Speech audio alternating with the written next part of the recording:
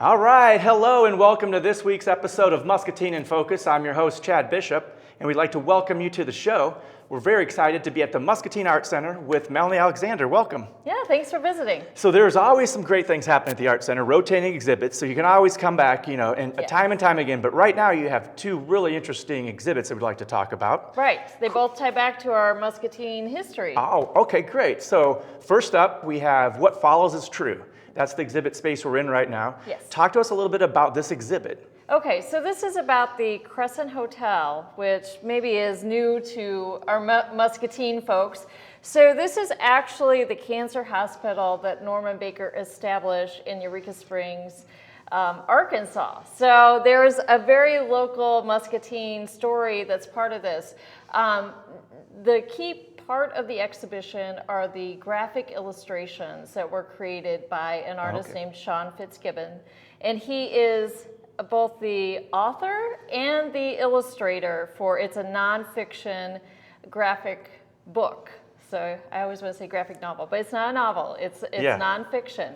So it is the story of Norman Baker, and parts of his book actually begin with Norman Baker's roots and the establishment of his many businesses in Muscatine. So there's Muscatine components, but Sean Fitzgibbons has sort of a different angle because he is from Arkansas. Mm-hmm. So what he knows of Norman Baker is more the Eureka Springs story. So it's kind of a fascinating look at, what happened for Norman Baker after he left Muscatine. The legend definitely lives on in Eureka Springs. I visited there. And what a great fun town. But there, he's infamous, but there's all sorts of tourism. He's being touted as one of the reasons it's one of the most haunted hotels in America. So they owe a lot of that to Muscatine. He's not quite as popular here, but back in the day, such a great history of all the businesses and just fascinating stuff with the radio station and the cancer hospital and all those great things. And I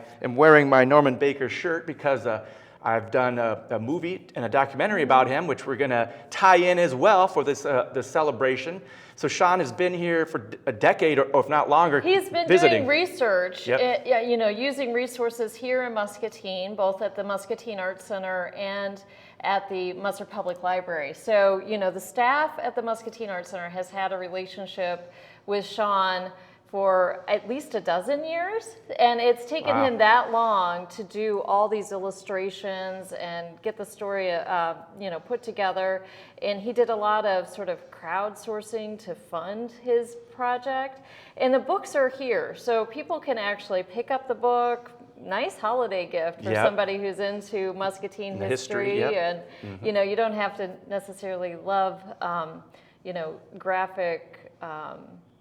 Books, but I think even for those who aren't used to, I've got a kid who's he's almost in middle school, so he's really into the graphic nonfiction, but this is really a nice book for adult audiences, and I think they'll appreciate the artwork and, his attention to detail and just how many illustrations are in this book. It's really, really impressive. And it's a fascinating angle to learn a little bit more, get a little deeper dive into what Norman Baker did once he was no longer in Muscatine. And so I met Sean when he first came here to set up the display.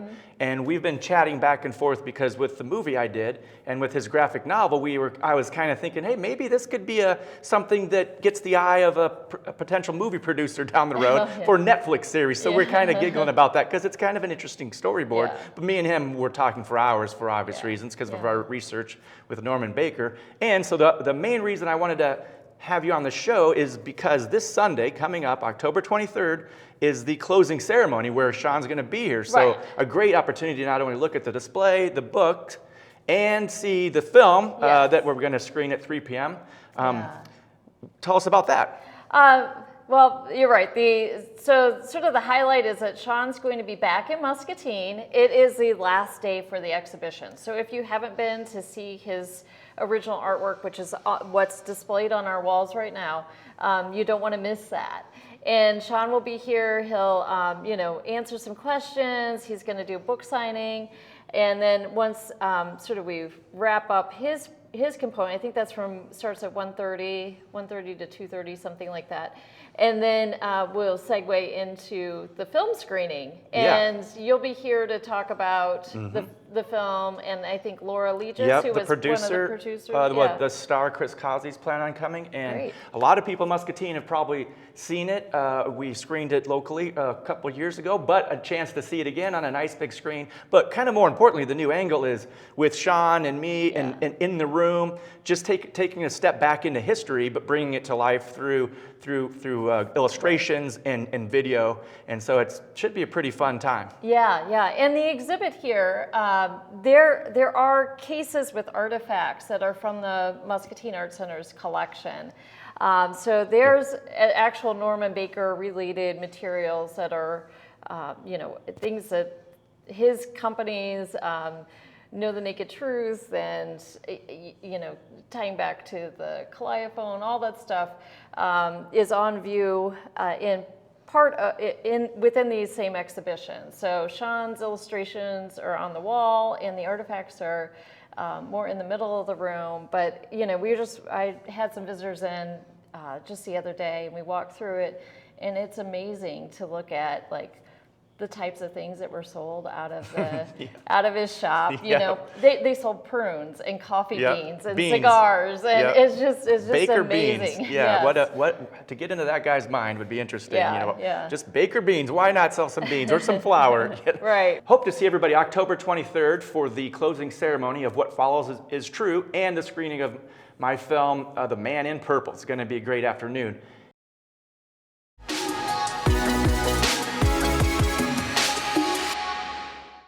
So we're going to spend a little time in the Captivated by Japan, Laura Musser McCullum and Her Era exhibition. This exhibition is on view at the Muscatine Art Center September 3rd through October 23rd of 2022. And before we get into these actual exhibition, I want to give a little bit of background about how this project came to be. So for many folks here in Muscatine, you're aware that we have a Japanese garden here on the grounds of the Muscatine Art Center. It was installed by Laura Musser McCullum in 1930.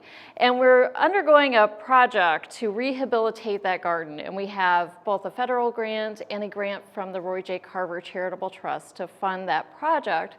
And we're currently in the middle of getting everything in order for the rehabilitation project to begin. So one of the things we wanted to do was to learn as much as we could about Laura Musser McCullum and her interest in Japanese style and design, and also anything we could about the makings of the Japanese garden.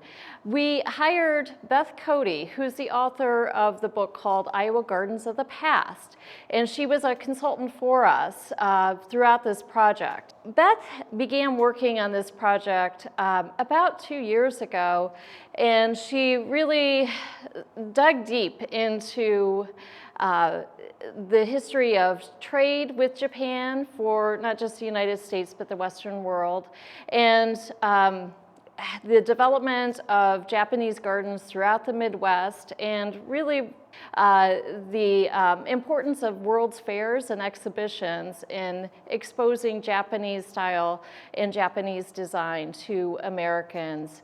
The exhibition, Captivated by Japan, kicks off with an introduction to Laura Musser McCullum, who was born in 1877, and talks briefly about her experiences at 2 World's Fairs. The intro panel has a painted portrait by Thomas Rees, who was one of the artists who exhibited at the World's Fair in 1904. And you can sort of see the style of her dress and the kimono sleeves that are part of that painting. For this exhibition, we also wanted to explore some of the context around trade with Japan. It's important to note that Japan had actually banned trade with almost all Western ports for several hundred years. So when they developed a treaty in 1854 that opened 2 ports to trade with the US, that was kind of a really important mark for the flow of Japanese goods into Western markets. Then in 1868, that market even blossomed more. And we'll also see that Japan began participating in some of the World's Fairs and expositions. And that really had a lot of implications for what people knew about Japan. For example, some of the artists, Impressionists and Post-Impressionists, when they first saw Japanese woodblock prints, got really excited because it was a totally different way of depicting figures and people. And one of the panels in the exhibition highlights a Japanese woodblock print that was brought over to the United States in 1890. So there was actually a term that was coined in the late 1800s, Japanesism, that was really used to highlight this total craze for all things Japanese in Western markets. Okay, so the next piece of the exhibition actually includes artifacts that are part of the Muscatine Art Center's permanent collection. These items weren't owned by Laura Musser McComb, but these are earlier objects in that period, say 1860s through about 1900. So for example, this dress, it may not look like it has a whole lot to do with Japanese style at first glance, but the buttons on the dress are actually pagoda shaped structures. The coverlet behind me is one that has kind of a pagoda shaped building that's part of that. And these, again, the dress is from 1875. It was actually worn by the wife of Laura's uncle. And the coverlet dates to the 1860s. So these are some pretty early objects that reference some Japanese style. So the next case is a continuation of that, where these are all objects that are from the 1860s through about 1900. These, again, were not owned by Laura Musser McComb, but by others, some of them with connections to the Musser family, but some of them not, but they were Muscatine folks who had materials that had features with Japanese design. Okay, so in the next section of the exhibition, we explore Laura Musser McComb's introduction to Japanese design. Now, we don't know exactly when she first encountered Japanese design, but a big one would have been the 1893 World's Fair in Chicago. And that was the same World's Fair that Frank Lloyd Wright attended. And he really took off and developed buildings that had sort of references to Japanese style. But for Laura, she would have been a very young woman going through the World's Fair, and it appears that she was really struck by not just the buildings, but the garden and other components that were presented in Japan's part of the Chicago World's Fair. Then Laura married Edwin McComb in 1903, and as a newly married couple, they went to the World's Fair in St. Louis in 1904. Now, Laura's brother-in-law, Charles Huddig, was actually one of the committee members for the World's Fair in St. Louis, which is where he and Laura's sister lived. And that one, there was really a fantastic Japanese gardens at the World's Fair in 1904. And these were not just important for Laura. So she was one of, I think, 12 million people who visited the World's Fair in Chicago. But it was very, very important for people in the Midwest, especially, to see what Japanese gardens look like, and to see also some of the goods that came out of Japan. Okay, so in this case, we have a number of home furnishings and decorative arts that were owned by Laura Musser McCollum. Now, Laura, again, she married in 1903. She moved into the house here at 1314 Mulberry in 1908. So these were all objects that would have been in the historic house here. And you can see kind of the range of ways that objects reference Japanese design. Okay, so looking at Laura Musser McCollum's wedding gown, which dates to 1903, the dress is actually displayed from the back so that you can look at the back bow, which is like an obi style bow. You also notice that the neck is a Mandarin style collar. The details on this is actually of plum blossoms. Now, when Laura got married, she had, I believe it was 1,300 chrysanthemums in her home as part of the decorations for her wedding. So chrysanthemum is something that you'll see pretty frequently in Japanese design. It has traditionally referenced harvest, longevity, renewal. So it was an important icon. So she used it in her wedding. And then when we look at the dress here, there are chrysanthemums at the bottom of her gown. Okay, and this grouping of objects also includes some decorative arts and a scarf and other objects that were also owned by Laura Musser McCollum. So the lamps and the lampshades, those were all part of her home furnishings here at 1314 Mulberry. I do want to point out the little kimono here, the kimono sleeve top, that was actually for Laura's baby daughter. So that was when the little girl unfortunately didn't live but for a couple days, but you can see the kimono style sleeves, and this piece that was meant for her daughter. Another dress that's on view is this black piece here, and this references a time when Japan had sumptuary laws. So while the merchant class was, gaining wealth, they weren't to flaunt the wealth. But one of the things they could do is to have dresses that and coats actually that on the inside had a great deal of detail. So when they're out in the world, you don't necessarily see that. But if you're visiting somebody in their home and you hang up your overcoat, there would be all this fine detail on the inside, and you can see sort of a reference to that in this black dress. These were also objects that were owned by Laura Musser McCollum. Now, she actually had quite a few fans, and you can see a couple examples in here, in addition to some of the home furnishings and a bag that has lotus leaves on it.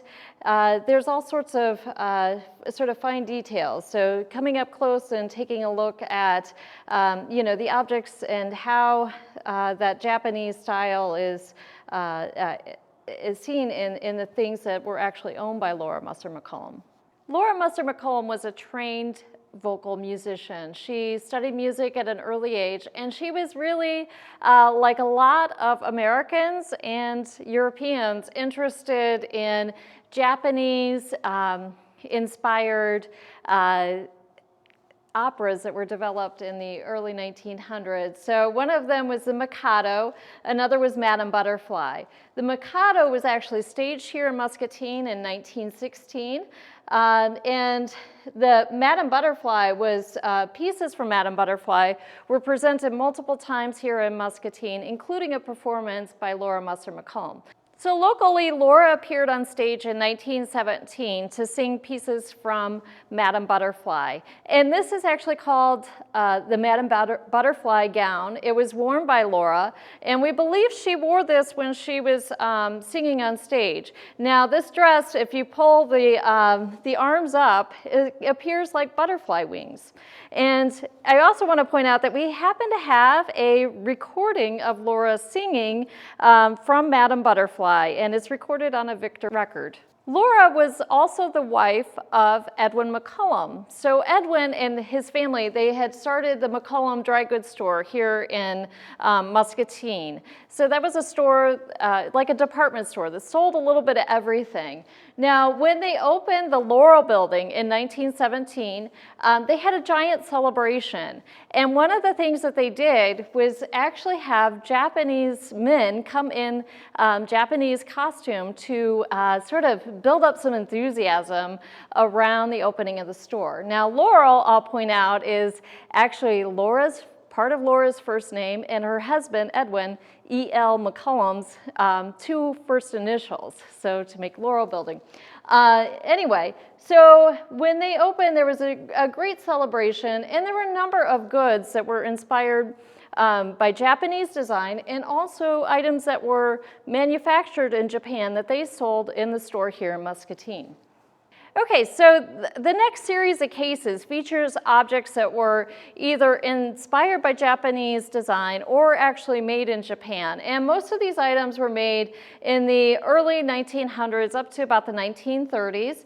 And there's a mix of goods. So there's a number of dolls, there's porcelain, Christmas ornaments, fans, hand fans that were highly popular. And some children's tea sets too. So toys, lots of wonderful items. Again, kind of a mix of things that were made in Japan and also things that were have Japanese style incorporated into the design. So we also have a number of objects in our permanent collection that come from the Clifton Musser estate. So Clifton would have been Laura's second cousin and a contemporary. So Clifton's wife wore this dress, and this was dated to about 1916, and you can see the back, sort of this detail references like an obi-style sash. This case features a number of objects that were collected by Clifton Musser, and he did most of his collecting in the late 1800s and early 1900s. And you'll see there are pieces of carved ivory, there's some tea sets, there's a number of porcelain pieces that were all part of his estate, and they're now part of our collection here. Okay, and then here on the bottom shelf, we have a number of hat pin holders that were collected by Muscatine local Louis Eisner. And he gifted this collection to the Muscatine Art Center, but all of these hat pin holders were made in Japan. And they also date from about 1890 to about 1930s. So here in the center of the room, we feature some components that are from the original garden that was constructed in 1930. And at the back of the display, we have a kimono that was owned by Laura Musser McCollum. Now, the bronze cranes were original to the garden. In recent years, these have been on display here inside the Muscatine Art Center so that we could protect them. As we get ready to do the rehabilitation project for the Japanese garden, we're actually going to have these cranes reproduced so that a copy can be placed out into the garden. And then behind me, there's also one of the pagoda-shaped lanterns, and so that's original. That is from 1930. There are 4 total. 2 are tall, and 2 of them are a little shorter. So these are original pieces that will be back out into the garden when we complete that project in summer, fall of 2023. So our garden project really started with contact with Professor Heidi Homan over at Iowa State University. And she came out in 2020 to help us come up with a plan for how to rehabilitate the historic garden. And because of her work, we were able to secure a federal grant and also a grant from the Roy J. Carver Charitable Trust to begin that work. We've done archaeology on the garden and are now in the process of getting ready to do removal of trees. So if you visit in late 2023, you should see a sort of totally refreshed garden, and it's got a water feature that we hope to return to working condition. So the sight and sound of water flowing in the garden will become a regular thing instead of just something on a special occasion. One of the things that we really wanted to find out when we asked Beth Cody, our other consultant, to do some research for us is Laura Musser McCollum's garden the only surviving pre-World War II garden, Japanese-style garden in the state of Iowa? And she found some other gardens that were installed in Iowa, Japanese-style gardens installed in Iowa before Laura's, but those no longer exist. So as far as we can determine at this point, Laura's garden really is, in fact, the only remaining pre-World War II Japanese-style garden here in Iowa. It's been a surprising process to work with Beth and really look more closely at Japanese-inspired landscape designs here in the Midwest. And we hope to, as we learn more about the circumstances surrounding this garden, to be able to share that with not just our visitors, but people who are doing research and those who are really interested in Japanese-style gardens. One of the things that resulted from Beth's work, she actually created a series of papers, 8 papers in fact, totaling more than 350 pages of material. So there's a good deal of content, but we boiled it down to some of the basics in this new booklet called The Making of a Japanese Garden in Iowa. And that's now available here at the Muscatine Art Center. And for anybody who wants to learn more about the Japanese garden, and some of it ties into what's on exhibit here, but some of it is also very specific to those Japanese-style landscapes that were being installed in the Midwest in the early 1900s. So please come visit us and check out the exhibition and the booklet.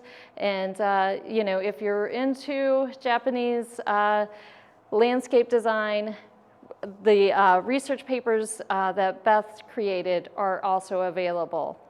Okay, so that wraps things up. What a great opportunity to tour all the great things happening at the Muscatine Art Center. And a reminder, this Sunday, October 23rd, is the closing ceremonies for both of these exhibits. What follows is true, the story of the Crescent Hotel, featuring our most infamous resident, Norman Baker, will be happening at around 1:30 Sunday, October 23rd, with Sean Fitzgibbons. And then at 3 p.m., we're doing a special screening of my movie, The Man in Purple, with some of the cast and crew, and we'll be doing Q&A and just having a great opportunity to relive our past and enjoy our future here at the Muscatine Art Center. Hope to see you there.